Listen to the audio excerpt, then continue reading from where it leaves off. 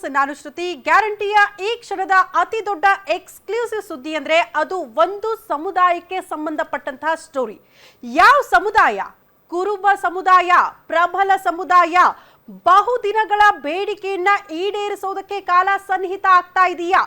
CM ಸಿದ್ದರಾಮಯ್ಯನವರು ಹೇಗಾದ್ರೂ ಮಾಡಿ ಸಿಎಂ ಕುರ್ಚಿ ಬಿಟ್ಟು ಕೆಳಗಿಳಿಯುವಷ್ಟೊತ್ತಿಗೆ ತಮ್ಮ ಸಮುದಾಯಕ್ಕೆ ಬಂಪರ್ ಗಿಫ್ಟ್ ಕೊಟ್ಟೇ ಬಿಡ್ತಾರಾ ಅನ್ನುವಂತ ಚರ್ಚೆಗಳು ರಾಜಕೀಯ ವಲಯದಲ್ಲಿ ದೊಡ್ಡ ಮಟ್ಟದಲ್ಲಿ ಕೇಳೋದಕ್ಕೆ ಸಿಗ್ತಾ ಇದೆ. ಕುರುಬ ಸಮುದಾಯದವರು ನೋಡಲೇಬೇಕಾಗಿರುವಂತಹ ಸ್ಟೋರಿಯನ್ನ ಗ್ಯಾರಂಟಿ ನ್ಯೂಸ್ ನಿಮ್ಮ ಮುಂದೆ ಇಡ್ತಾ ಇದೆ.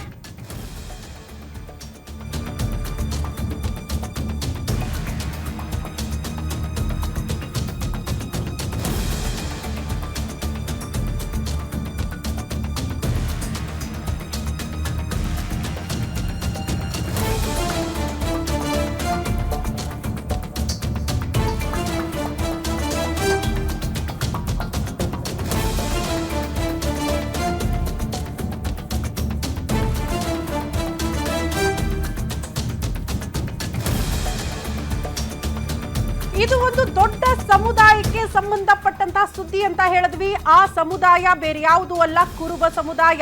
ಹಾಗಾಗಿ ಮಿಸ್ ಮಾಡದೆ ಕುರುಬ ಸಮುದಾಯದವರು ಈ ಸ್ಟೋರಿಯನ್ನ ನೋಡಬೇಕು. ಕಾರಣ ನಿಮ್ಮ ಹಲವು ದಶಕಗಳ ಬೇಡಿಕೆ ಈಡೇರಿಕೆಗೆ ಕಾಲ ಸನ್ನಿಹಿತವಾಗಿದೆ ಅಂತ ಗ್ಯಾರಂಟಿ ನ್ಯೂಸ್ ದಾಖಲೆ ಸಮೇತ ಎಕ್ಸ್ಕ್ಲೂಸಿವ್ ಸ್ಟೋರಿಯನ್ನ ಬ್ರೇಕ್ ಮಾಡ್ತಾ ಇದೆ. ಒಂದು ಪ್ರಬಲ ಸಮುದಾಯಕ್ಕೆ ಸಂಬಂಧಪಟ್ಟಂತ ಸ್ಟೋರಿ.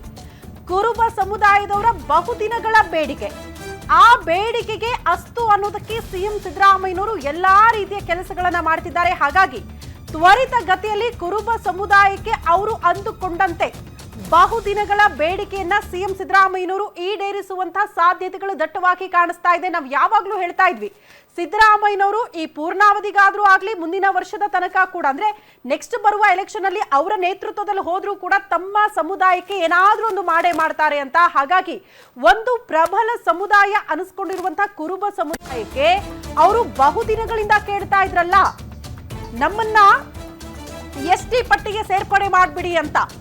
ಆ ಬೇಡಿಕೆಯನ್ನ ಈಡೇರಿಸುವ ಸಾಧ್ಯತೆಗಳು ದಟ್ಟವಾಗಿದೆ ಅಂತಿದ್ದೀವಿ. ಕಾರಣ ಏನ್ ಬೆಳವಣಿಗೆ ಆಗ್ತಾ ಇದೆ ಆ ಕುರಿತ ಡೀಟೇಲ್ಸ್ ಅನ್ನ ಕೂಡ ನಿಮ್ಮ ಮುಂದೆ ಇಡ್ತಾ ಇದ್ದೀವಿ.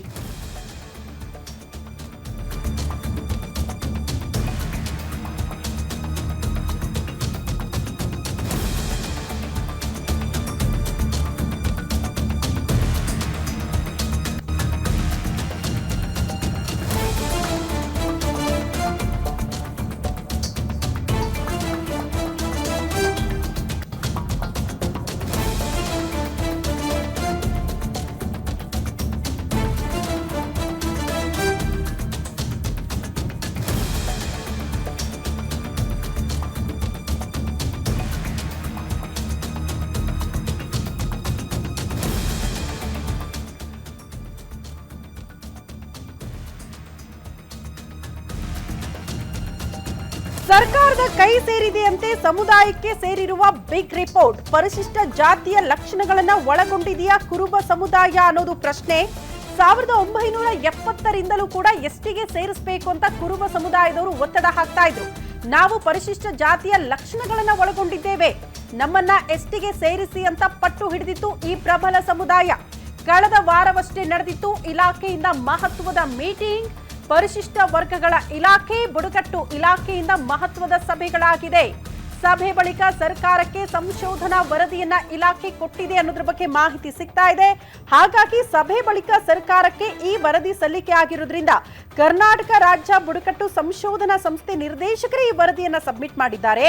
ಕುರುಬ ಸಮುದಾಯವನ್ನ ಎಸ್ಟಿಗೆ ಸೇರಿಸಬಹುದು, ಕುರುಬ ಸಮುದಾಯವನ್ನ ಎಸ್ಟಿಗೆ ಸೇರಿಸಬಹುದು ಅನ್ನುವಂತಹ ರಿಪೋರ್ಟ್ ಅನ್ನ ಸರ್ಕಾರಕ್ಕೆ ಕೊಟ್ಟಿರೋದ್ರಿಂದ ಈ ರಿಪೋರ್ಟ್ ಆಧಾರದಲ್ಲಿ ಸಿಎಂ ಸಿದ್ದರಾಮಯ್ಯನವರು ಮಹತ್ವದ ಹೆಜ್ಜೆ ಇರಿಸಬಹುದಾ ತಮ್ಮ ಸಮುದಾಯಕ್ಕೆ ಸಂಬಂಧಪಟ್ಟಂತೆ ಅನ್ನೋದು ಸದ್ಯ ಇರುವಂತಹ ಕುತೂಹಲ. ಹಾಗಾಗಿ ಕೆಲ ದಿನಗಳಲ್ಲೇ ಕುರುಬ ಸಮುದಾಯ ಕೂಡ ಎಸ್ಟಿಗೆ ಸೇರ್ಪಡೆಯಾದ್ರೂ ಕೂಡ ಆಶ್ಚರ್ಯ ಪಡಬೇಕಾಗಿಲ್ಲ.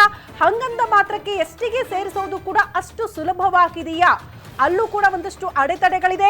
ಮೀಸಲಾತಿ ವಿಚಾರಕ್ಕೆ ಸಂಬಂಧಪಟ್ಟಂತೆ ಜಟಾಪಟಿಗಳಿದೆ.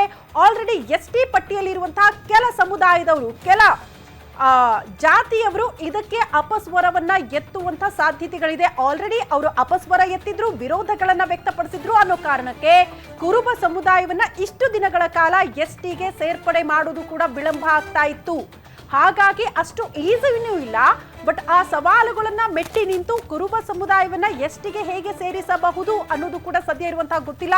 ಈಗ ಕೊಟ್ಟಿರುವ ವರದಿಯ ಆಧಾರದ ಮೇಲೆ ಸೇರಿಸುವಂತಹ ಪ್ರಯತ್ನಗಳು ಸರ್ಕಾರದಿಂದ ಆದ್ರೂ ಕೂಡ ಆಶ್ಚರ್ಯ ಪಡಬೇಕಾಗಿಲ್ಲ.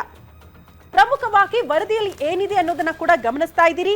ರಾಜ್ಯದಲ್ಲಿ ಕುರುಬನ್ ದನಗರ್ ಹೆಸರಲ್ಲಿ ಗುರುತಿಸಿಕೊಂಡಿದೆ. ಕುಲ ಕಸುಬು ಆಧರಿಸಿ ಜೀವನ ರೂಪಿಸಿಕೊಂಡಿದ್ದಾರೆ.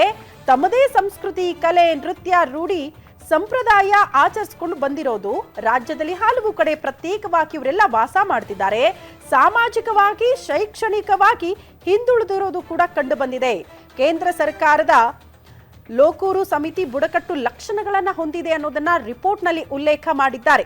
ರಾಜ್ಯದಲ್ಲಿರುವ 25 ಜಿಲ್ಲೆಗಳಲ್ಲಿ ಈ ಲಕ್ಷಣ ಇರುವ ಕುರುಬರು ಕೂಡ ಇದ್ದಾರೆ. ಹೀಗಾಗಿ ಈ ಸಮುದಾಯವನ್ನ ಪರಿಶಿಷ್ಟ ಜಾತಿಗೆ ಸೇರಿಸುವುದಕ್ಕೆ ಅರ್ಹತೆ ಇದೆ ಅನ್ನುವಂತಹ ಅಂಶವನ್ನ ವರದಿಯಲ್ಲಿ ಉಲ್ಲೇಖ ಮಾಡಿರೋದ್ರಿಂದ ಈ ವರದಿಯ ಅಂಶಗಳನ್ನ ಗಮನಿಸಿ ಸರ್ಕಾರದ ಹೆಜ್ಜೆ ಯಾವ ರೀತಿ ಇರುತ್ತೆ ಅನ್ನೋದು ಸದ್ಯ ಇರುವ ಕುತೂಹಲ. ಈ ಬಗ್ಗೆ ಮತ್ತಷ್ಟು ಡೀಟೇಲ್ಸ್ ಅನ್ನ ಪಡ್ಕೊಳ್ಳೋಣ. Political bureau head Maruti Pavagada ನೇರ ಸಂಪರ್ಕದಲ್ಲಿ ಜಾಯಿನ್ ಆಗ್ತಿದ್ದಾರೆ ನ್ಯೂಸ್ ರೂಮ್ ಇಂದ. ಮಾರುತಿ, ಬಹುದಿನಗಳ ಬೇಡಿಕೆ ಬಟ್ ಈಡೇರಿಕೆಗೆ ಕಾಲ ಸನ್ನಿಹಿತ ಆಗಿದೆ ಅಂತ ಅನ್ಸುತ್ತಾ? ಸೇರಿಸೋದು ಕೂಡ ಅಷ್ಟು ಈಸಿ ಇದೆಯಾ? ಇರುವಂತಹ ಸವಾಲುಗಳೇನು? ಸರ್ಕಾರದ ನಿರ್ಧಾರ ಏನಾಗಿರುತ್ತೆ ಅಂತ? ವೃತ್ತಿ ಖಂಡಿತವಾಗಿಯೂ ಕುರುಬ ಸಮುದಾಯ ಎಸ್ಟಿ ವರ್ಗಕ್ಕೆ ಸೇರಿಸೋದಕ್ಕೆ ಅಷ್ಟು ಸುಲಭವಾಗಿ ಆಗ್ತಿಲ್ಲ. ಯಾಕಂತ ಹೇಳಿದ್ರೆ ಈ ಹಿಂದೆ ಹಲವು ಸರ್ಕಾರಗಳು ಇಂಥದ್ದೇ ಶಿಫಾರಸುಗಳನ್ನು ಕೇಂದ್ರ ಸರ್ಕಾರಕ್ಕೆ ಕೊಟ್ಟಿದ್ವು. ಹಿಂದೆ ಇದ್ದಂತಹ BJP ಸರ್ಕಾರ ಬಸವರಾಜ ಬೊಮ್ಮಾಯಿ ಅವರು ಮುಖ್ಯಮಂತ್ರಿ ಆಗಿದ್ದಾಗ ಈಶ್ವರಪ್ಪ ಅವರು ಹಾಗೂ ಕುರುಬ ಸಮುದಾಯದ ಮಠಾಧೀಶರು ಹಾವೇರಿಯಿಂದ ಬೆಂಗಳೂರು ಕೂಡ ದೊಡ್ಡ ಮಟ್ಟದ ಒಂದು ಪಾದಯಾತ್ರೆಯನ್ನು ಮಾಡಿದ್ರು. ಆ ಸಂದರ್ಭದಲ್ಲೂ ಕೂಡ ರಾಜ್ಯದಲ್ಲಿರುವಂತಹ BJP ಸರ್ಕಾರ ಈ ಸಮುದಾಯವನ್ನು ಎಸ್ಟಿ ವರ್ಗಕ್ಕೆ ಸೇರಿಸಬೇಕು ಅನ್ನುವಂತಹ ಶಿಫಾರಸನ್ನು ಮಾಡಿತ್ತು. ಆದರೆ ಕೇಂದ್ರ ಸರ್ಕಾರ ಅಷ್ಟು ಸುಲಭವಾಗಿ ಆ ಶಿಫಾರಸನ್ನು ಒಪ್ಪಿರಲಿಲ್ಲ. ಹೀಗಾಗಿ ಅದು ಮತ್ತೆ ತಿರಸ್ಕಾರ ಆಗಿತ್ತು. ಈಗ ರಾಜ್ಯದಲ್ಲಿರುವಂತಹ ಮುಖ್ಯಮಂತ್ರಿ ಸಿದ್ದರಾಮಯ್ಯ ಅವರ ಮುಂದೆನೂ ಕೂಡ ಇದೇ ರೀತಿಯಾದಂಥ ಒಂದು ಸಮಸ್ಯೆ ಇದೆ. ಜೊತೆಗೆ ಮುಖ್ಯಮಂತ್ರಿ ಸಿದ್ದರಾಮಯ್ಯ ಅವರಿಗೆ ಎರಡೆರಡು ಬಾರಿ ನಿಮ್ಮನ್ನು ಮುಖ್ಯಮಂತ್ರಿ ಮಾಡಿದಂತಹ ಕೀರ್ತಿ ನಮಗಿದೆ. ನೀವು ಮುಖ್ಯಮಂತ್ರಿ ಆಗೋದಕ್ಕೆ ನಮ್ಮ ಕಾಣಿಕೆ ಹೆಚ್ಚಿದೆ. ಹೀಗಾಗಿ ನೀವು ಈ ಬಾರಿ ಎಸ್ಟಿ ಪ್ರವರ್ಗಕ್ಕೆ ನಮ್ಮ ಸಮುದಾಯವನ್ನು ಸೇರಿಸಲೇಬೇಕು ಅನ್ನುವಂಥ ಒಂದು ಒತ್ತಾಯ ಅವ್ರದ್ದೇ ಆದಂಥ ಒಂದು ಸಮುದಾಯದಿಂದ ಇದ್ದೇ ಇದೆ. ಆದರೆ ಸಿದ್ದರಾಮಯ್ಯ ಅವ್ರಿಗೂ ಕೂಡ ಅಷ್ಟು ಸುಲಭ ಇಲ್ಲ ಅನ್ನುವಂಥದ್ದು ಗೊತ್ತು. ಆದರೆ ಮತ್ತೊಂದು ಸರ್ಕಸ್ ಮಾಡೋದಕ್ಕೆ ಸಿದ್ದರಾಮಯ್ಯ ಅವರು ಮುಂದಾಗಿದ್ದಾರೆ. ಹಾಗಂದ ಮಾತ್ರಕ್ಕೆ ಸೇರಿಸೋದಕ್ಕೆ ಆಗೋದೇ ಇಲ್ವಾ ಅಂತಲ್ಲ. ಆದರೆ ಇತ್ತೀಚೆಗೆ ಆಗಿರುವಂಥ ಒಂದು ಬೆಳವಣಿಗೆಗಳು ನಾವು ಗಮನಿಸಿದಾಗ 1970ರ ದಶಕದಲ್ಲೂ ಕೂಡ ರಾಜ್ಯಾದ್ಯಂತ ಈ ಪ್ರಶ್ನೆ ಇದೆ. ದೇವರಾಜ ಅರಸು ಅವರು ಮುಖ್ಯಮಂತ್ರಿ ಆಗಿದ್ದಾಗ ಕೇಂದ್ರಕ್ಕೆ ಮೊದಲ ಬಾರಿ ಇದನ್ನು ಶಿಫಾರಸು ಮಾಡೋದ್ರ ಮುಖೇನ ಅವತ್ತಿಂದ ಇವತ್ತಿನವರೆಗೂ ಕೂಡ ಬೇರೆ ಬೇರೆ ಹಂತದಲ್ಲಿ ಈ ಪ್ರಯೋಗ ನಡೀತಲೇ ಬಂದಿದೆ. ಆದರೆ ಕೇಂದ್ರ ಸರ್ಕಾರ ಅಷ್ಟು ಸುಲಭವಾಗಿ ಇದನ್ನು ಒಪ್ಪಿಲ್ಲ. ಈ ಬಾರಿನೂ ಕೂಡ ಮುಖ್ಯಮಂತ್ರಿ ಸಿದ್ದರಾಮಯ್ಯ ಅವರು ಮತ್ತೊಮ್ಮೆ ಆ ಸರ್ಕಸ್ ಮಾಡೋದಕ್ಕೆ ಮುಂದಾಗಿದ್ದಾರೆ. ರಾಜ್ಯದ ಬುಡಕಟ್ಟು ನಿರ್ದೇಶಕರು ಇದಕ್ಕೆ ಸಂಬಂಧಪಟ್ಟಂತೆ ಮೈಸೂರಲ್ಲಿರುವಂತಹ ರಾಜ್ಯ ಬುಡಕಟ್ಟು ನಿರ್ದೇಶಕರು ಇದಕ್ಕೆ ಸಂಬಂಧಪಟ್ಟಂತೆ ರಾಜ್ಯ ಸರ್ಕಾರಕ್ಕೆ ಒಂದು ಸ್ಪಷ್ಟವಾದಂಥ ಒಂದು ಅಧ್ಯಯನದ ವರದಿಯನ್ನು ಕೊಟ್ಟಿರುವಂಥದ್ದು.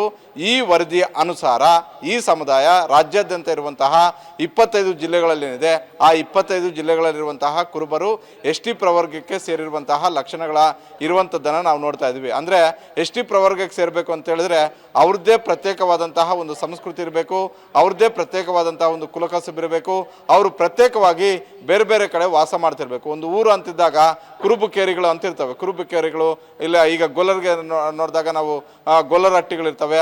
ಅದೇ ರೀತಿ ಬೇರೆ ಬೇರೆ ಸಮುದಾಯಗಳಿಗೆ ಸೇರಿದಂತೆ ಬೇರೆ ಬೇರೆ ಹಟ್ಟಿಗಳಿರ್ತವೆ. ಈ ರೀತಿಯಾಗಿದ್ದರೆ ಅದನ್ನು ಎಸ್ಟಿ ಪ್ರವರ್ಗಕ್ಕೆ ಸೇರಿಸ್ಬೋದು ಅನ್ನುವಂಥದ್ದು ಕೇಂದ್ರ ಸರ್ಕಾರವೇ ರಚನೆ ಮಾಡಿದಂತಹ ಒಂದು ಆಯೋಗ ವರದಿ ಮಾಡಿದೆ.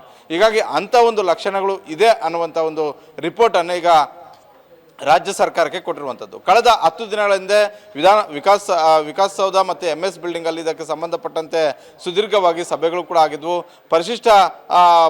ಪರಿಶಿಷ್ಟ ಪಂಗಡದ ಕಲ್ಯಾಣದ ಅಧಿಕಾರಿಗಳು ಕೂಡ ಆ ಸಭೆಯಲ್ಲಿ ಭಾಗವಹಿಸಿದ್ರು. ಹೀಗಾಗಿ ಎಸ್ಟಿ ಪ್ರವರ್ಗಕ್ಕೆ ಸೇರಿಸುವಂಥ ಲಕ್ಷಣಗಳು ಇರೋದರಿಂದ ಈ ಸಮುದಾಯವನ್ನು ಕೂಡ ಎಸ್ಟಿ ಪ್ರವರ್ಗಕ್ಕೆ ಸೇರಿಸಬಹುದು ಅನ್ನುವಂಥ ಒಂದು ರಿಪೋರ್ಟ್ ಈಗ ರಾಜ್ಯ ಸರ್ಕಾರದ ಕೈ ಸೇರಿದೆ.